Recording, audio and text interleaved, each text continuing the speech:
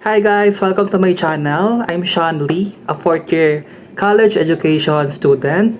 Since I've already completed my thesis, I plan to create a content and share valuable insights for the students who taking technology research 1 and 2. Okay, so for the lesson 1, definition, nature, purpose and importance of research. Definition of research. The word research comes from the Middle French word research, recherche. Sorry, correct me if I'm wrong. Meaning to seek out. Writing a research paper requires you to seek out information about a subject at hand by Winkler and McEwen 2000. Okay? So research is the way by which we solve problems that bother us in the workplace or in the environment in our attempt to push back the frontiers of knowledge and replace them with new ones. It is solving knotty or puzzling problems and resolving heretofore unanswered questions. Liddy, 1980 from Jacob et al. 2015. It is a systematic formal, rigorous, and precise process employed to gain solutions and problems and to discover and interpret new facts and relationships by Walsh and Basel, 1981. So, dumako naman tayo sa nature and characteristics of research by Henson and Soriano, 1999. Systematic. The conduct of research investigation is on a step-by-step process. The procedure to follow must be orderly, disciplined, and or organized. Systematic, organized. For number 2, controlled. Observation must be controlled and not haphazardly done by making sure the research instruments are carefully prepared and its validity and reliability properly established. The research variables must be carefully measured while extraneous variables are kept to a minimum. Number 3, empirical. Gathered data should be factual, which can be scrutinized and tested. It relies on empirical data which can be. So ayun, kailangan yung mga data is factual. Hindi siya dapat manipulate or binago yung mga sagot ng respondents. Para lang yung findings maging sang-ayon sa researcher. Ganon. Inquiry. It investigates or search for problems, possible solutions, theories, relevant studies to come up with reliable knowledge. Inquiry, nagtatanong. For number 5, solving problems. The essence of research is to find answers to problems raised. So, dito papasok na yung statement of the problem. Siyempre, nagtatanong tayo doon sa topic na gusto natin ma-solve.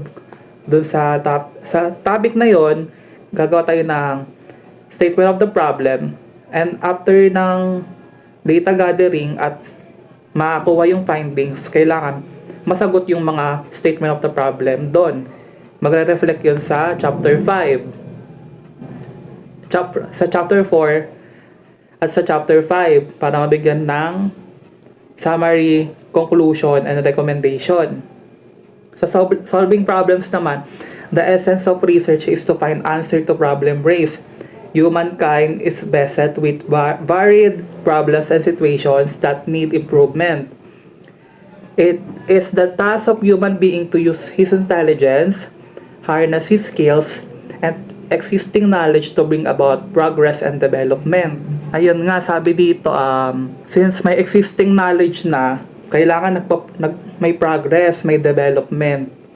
So imagine, yung mga naunang graduate sa'yo sa same course mo, pumunta ka sa library, tinignan mo yung gawa nila, and then nagkaroon ka ng idea sa kung paano mo not totally kunin yung content nila, pero at least may idea ka kung ano pa yung kailangan pag-aralan doon sa nagawa nilang study. Siyempre, yung reference mo, yung gawa nila, ilalagay mo sa bibliography. Pero it doesn't mean na kukunin mo yung buong content ng thesis nila. So, dapat may twist, or magbase ka sa recommendation ng thesis nila. At yun yung gagawin mo ng study. Diba? For number 6, adherence to a method. Research is not just about gathering data for the sake of accumulating data, especially for the quantitative research design. More than that, it is concerned with the how, the right manner by which findings are arrived at through paper methodology and procedure. Without the right method, any data or findings arrive at will not be accurate nor reliable. Without a method, we are left with chance, and research cannot rely on chance. For number 7, concentrates a specific subject topic. Life abounds with complex and broad problems and issues that will be impossible to tackle all of them. So it takes time to study. And issues that will be impossible to tackle nga of them one at a time. Kaya nga yung advice namin ng prop namin, kailangan may deadline na binigay. For example, nagsimula kayo ngayong year, after 1 year or after mga 10 months, natapos nyo na yung research nyo from chapter 1 to chapter 5. Siyempre, may title difference pa yan. Right? So, kailangan, nyo yun, nagagamit nyo ng tama yung oras nyo, may timeline kayo. Lalo na sa mga graduating students, especially 3rd year to 4th year. Siyempre, etong hardbound thesis na to, sa clearance, papapirmahan nyo pa to sa professor nyo para ma-cleared yung subject na yon, yung research subject nyo doon sa clearance, di ba? Para makagraduate. So, ganun siya. Ayun. A particular broad subject topic should be properly narrowed down to a specific research subject topic, which means it must have a scope and limits in its inquiry or investigation. A good researcher sets limits to his own inquiry to bring about feasible solutions to problem. So, mga researcher, kailangan may limitation yung sa research na gagawin nyo. And identify nyo kung ano yung problem na yon. So, in my case, since drafting major ako with 18 units of education, so, sa paggawa ko ng topic, sa pagpili ko ng topic, inalain ko talaga sa major ko. About drafting, about CAD, about ito sa, paggamit ng interface ng SketchUp and Scape V-Ray. So, with the help of my other members then, so I want to acknowledge them, especially for MJ Gumapak. Yeah, thank you. So, ayan. So, the importance of research, constructive changes are needed for life to move forward. Without needed changes, there is only stagnancy. So, kailangan yung research nag-move forward. Hindi kayo na-stagnant dun sa study nyo. Okay? Kung may progress dapat. Siyempre, from chapter 1 to chapter 5, kailangan makomplete nyo yun. At magkaroon kayo ng final defense sa professor nyo. Research then is a valuable tool to produce needed changes. It is a pathway to progress and development nga. It addresses problems that need to be solved, to look into situations that require improvements, review policies that must be revised, and programs of actions that demand modifications to be truly responsive to complex human existence. The search for the unknown, the discovery of rediscovery of not so familiar facts to expand human horizons, solve societal problems, especially pag social science study ka, pag major mo yon. So, qualitative, pasok sa yon, or quantitative for statistics. So, ayun. Para ma-improve nga daw yung living condition, make research on essential and noble undertaking of man. Ano nga bang purpose ng research? To solve a problem. Para makatulong sa community. Ano yung may ambag mo? As a student. Diba? So, for the lesson number 2, characteristic of research. For number 1, research begins with a query that bothers the researcher. Siyempre, nabother ka. May topic ka, diba? Tapos may gusto kang masolve. Ano yung mga tanong na yon? Siyempre, dapat interested ka dun sa research na gagawin mo. What problem do you see around that needs to solve? Based ba sa observation mo? What caused it to happen and what you need to... For number 2, research identifies a problem stated in clear, unambiguous terms. In formulating a research problem, it's important that you consider clarity, preciseness, descriptiveness, and concreteness. Or, limiting this means that research problem should not be confusing. It should be rather be certain and defined and specific. For number 3, research must be planned. It is said that in the previous discussion that research is systematic. This means that it should be a well-organized activity. There should be then a well-planned research proposal to serve as a guide of the researcher as to how he will do the process. So, kailangan pinaplan yung research. Hindi lang siya basta-basta. Okay. Research is based on facts. Again, research is based on facts. Hindi siya gawa-gawa. Okay? Research requires answer based on facts and not on opinions by others. I heard her feelings state that he said he fears somebody saying that if this is the case, the data will not be meaningfully interpreted. Okay? Kasi hearsay lang eh. Right? For number 5, research gave rise to further unexplored questions. There might be solution to a research problem that may lead to another problem, which may be a potential for another research undertaking. This then gives us the idea that research is a never-ending process. Right? Every year may study. Every year may pinapublish na research sa topic na to, sa field na to. Right?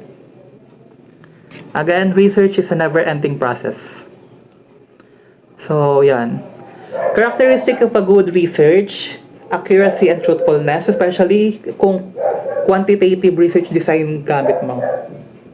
So, you need a statistician, right? This means that the facts are presented concisely and are properly documented. Sabi nga nung prof ko pag undergraduate ka, tapos gagawa kayo ng research thesis nyo, mas maganda yung quantitative compare sa qualitative. Kasi sa qualitative, it can be, it can be magkaroon ng biases dun sa interpretation ng data. Kung hindi na-interpret yung data dun sa findings. Mas accurate kasi yung quantitative kasi yun yung mga raw data at kinompute ng statistician and then yung result nun, yun talaga yung lumalabas sa data gathering procedure nyo. At i-analyze nyo yun, i-interpret nyo yun para mabigyan ng conclusion, recommendation, di ba? So ito pa, number 2, objectivity. Statement must all be based on facts and not on personal experience. Facts, not on personal experience. For number 3, clarity of language and ideas. Word use must be clear. Incorrect grammar must be simple and straightforward. That ideas presented are clearly understood by the reader or for everyone. Subject matter. This refers to the topic which must be timely and relevant. Timely and relevant. Hindi naman pwede kayong gagawa lang ng research na na wala namang sense. Diba? It must deal with the current issues and interests. Especially pag social science major ka, diba? So, hanap ka ng current issues and ano yung interested ka, di ba? So, yun. Lesson number 3. Selecting topic for research problems and steps in writing a research. Planning is very important in research as it requires conceptualization of a research project before its undertaking. It requires careful and systematic procedure to follow. You need a detailed outline of things you will do from conceptualization until completion. Conceptualization begins by taking some time to look at the criteria in selecting a topic for your research. The following are the factors in selecting a topic for research. Personal factors, which include your interests, research capabilities, technical and economic, limitation, the size of the problem, and the time you will consume in the conduct of your research. Interest refers to the researcher's willingness, dedication, and commitment for the completion of the research. So, kailangan interested ka sa gagawin mong research topic. Pagpili ng research topic. Okay?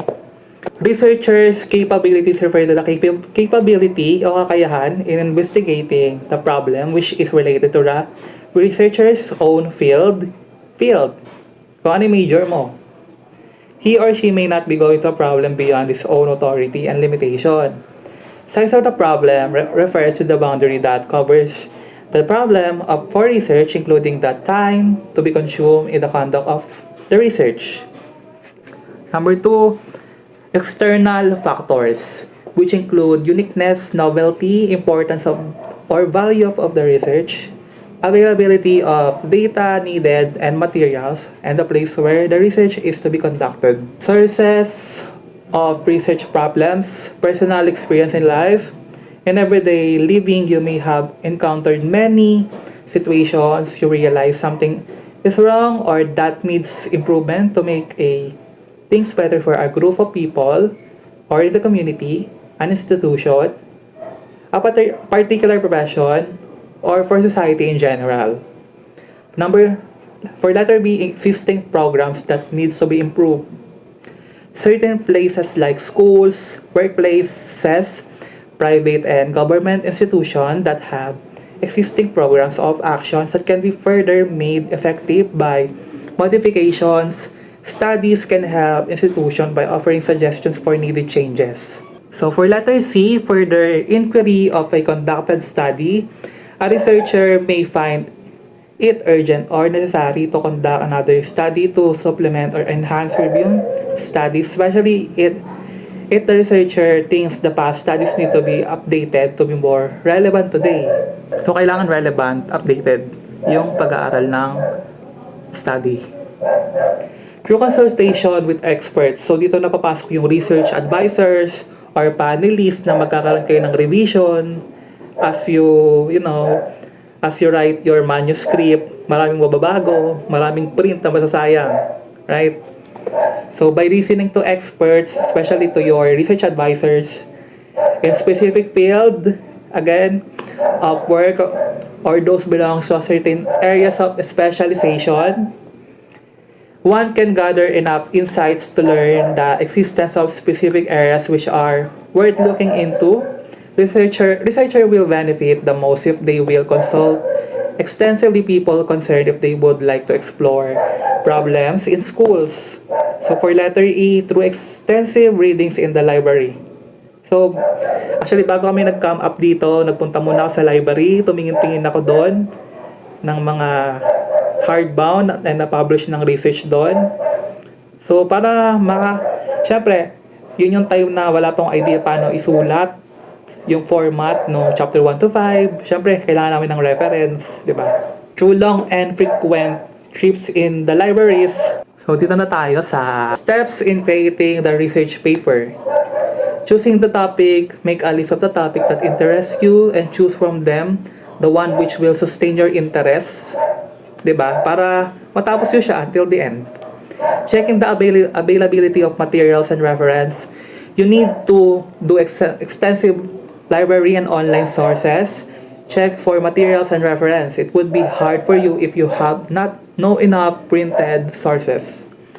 narrowing the topic, you must always consider the scope of your topic, as you will find it hard to finish it when there is only an allotted time for you to work on it. So, I will be giving an example here.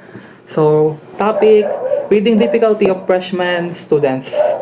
So, dito pa lang malalaman mo na kung ano yung problem. Yung mga freshmen daw ay nahihirapan magbasa. So, narrow topic, level of reading difficulty of Bachelor of Technical Teacher Education freshman student at Marikina Polytechnic College. So, dito sa topic, sa title na to, medyo nagiging ano na siya, specific. So, una di ba, freshman students. Ngayon naman, na-mention na anong program. Sabi, Bachelor of Technical Teacher Education. And then, sa nag-aaral, sa Marikina Polytechnic College, right? So, formulating the thesis statement, this refers to the statement of the subject matter for research or the main idea of the researcher. This then will serve as the controlling force in terms of what you would like to include in your research. There should be no unrelated topic to include and no unnecessary inclusions be added.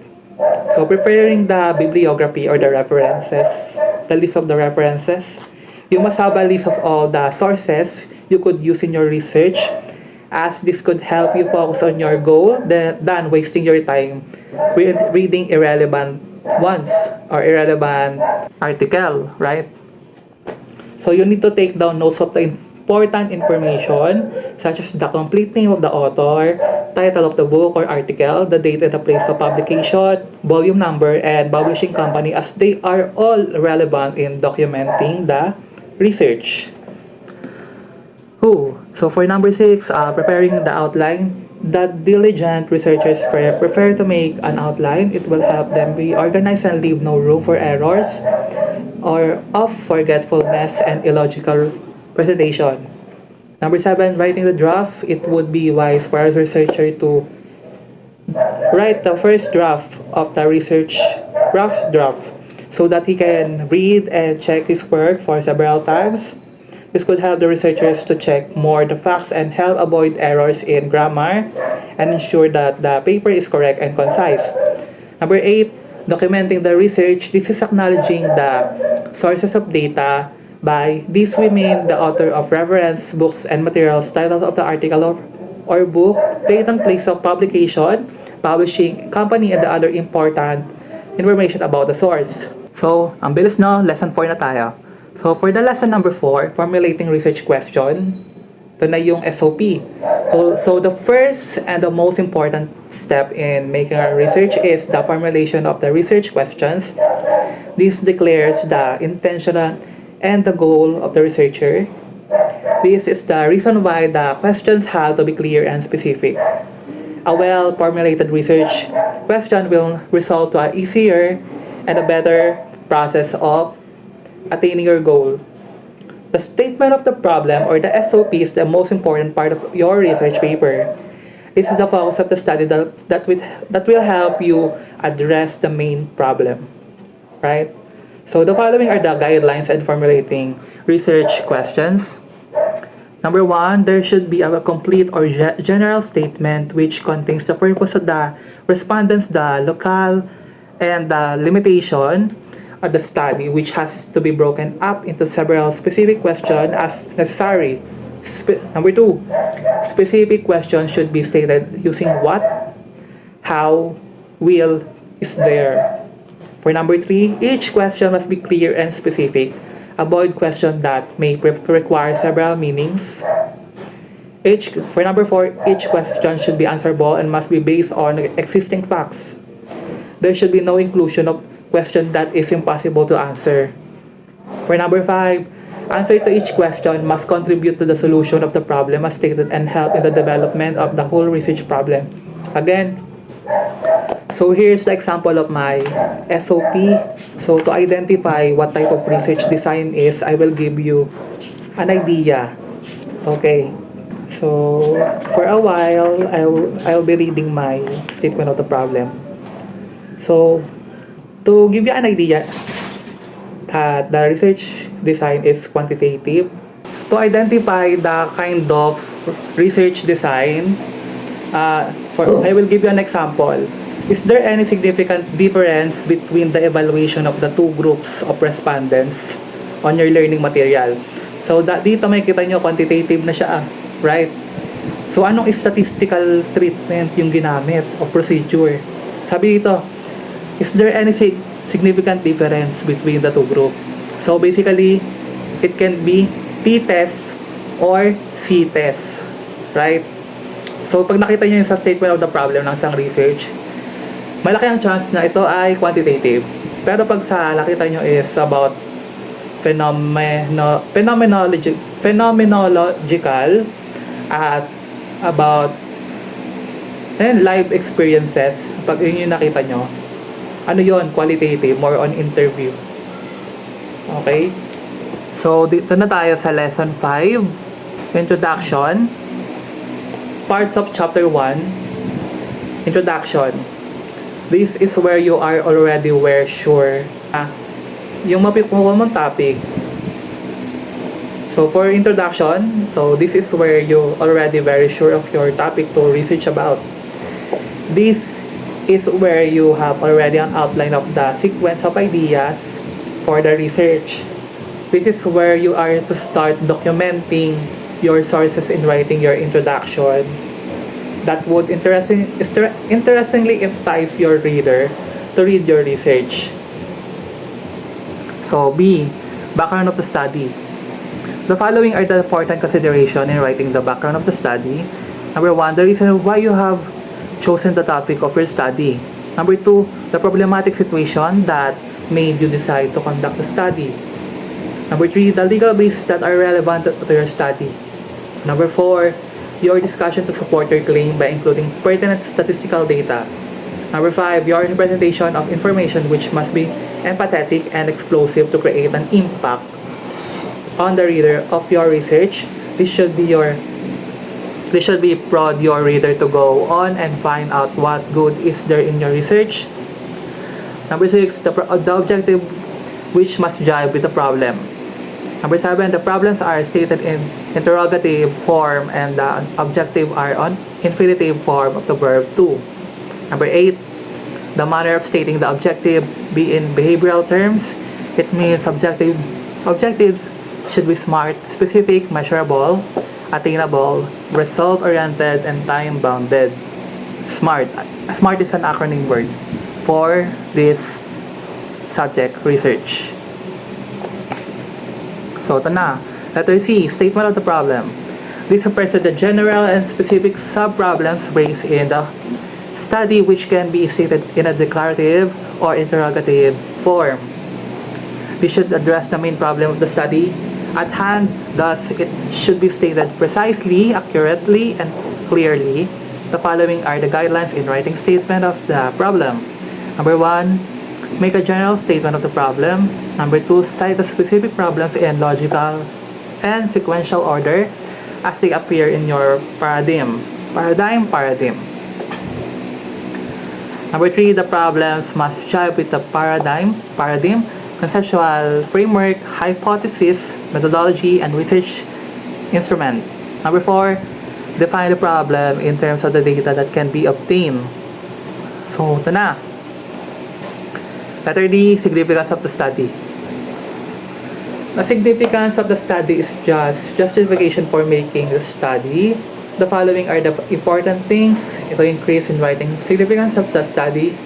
Number 1, those who will benefit from the study, people, institution, agencies, etc.